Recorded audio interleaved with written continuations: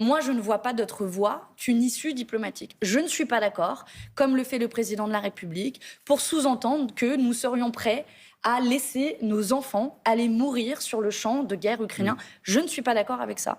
Et que oui, dans une guerre, la seule issue, elle est diplomatique, c'est-à-dire trouver Donc un Emmanuel accord de Macron paix. doit décrocher son téléphone et appeler Vladimir Mais Poutine? il n'avait dit rien d'autre que cela, il y a quelques mois de cela. Ouais. C'est lui le premier. Et ça ne veut pas dire qu'Emmanuel Macron sera d'accord avec Vladimir Poutine. Ça veut juste dire qu'on trouve une issue diplomatique. Il est déjà mort Mais vous y croyez 200 à 000 l'issue? personnes. Est-ce que c'est pas une vision un peu naïve face à Vladimir Poutine, lui qui jurait qu'il n'envahirait pas l'Ukraine? On voit ce qu'il a fait. Est-ce que le rapport de force que tente d'instaurer Emmanuel Macron n'est pas plus efficace face à un dirigeant comme ça? Mais quelle autre alternative, Thomas Soto? Il est déjà mort 200 000 personnes sur le champ de guerre ukrainien. On a envoyé des missiles, des armes. Combien de morts faut-il en plus sur le champ de guerre ukrainien?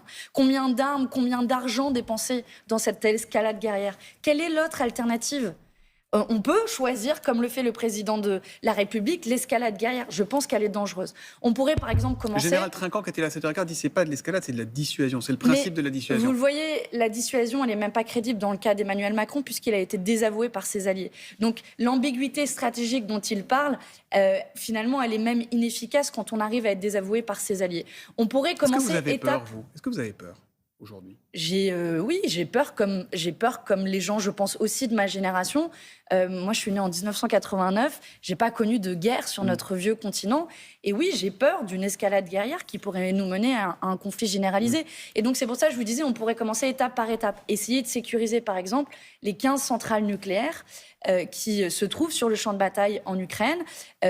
Essayer de négocier cela avec Vladimir Poutine et avec M. Zelensky pour essayer d'avoir, s'il devait y avoir des forces, des casques bleus qui protègent ces centrales nucléaires pour éviter un drame comme il y a pu avoir avec Tchernobyl par exemple.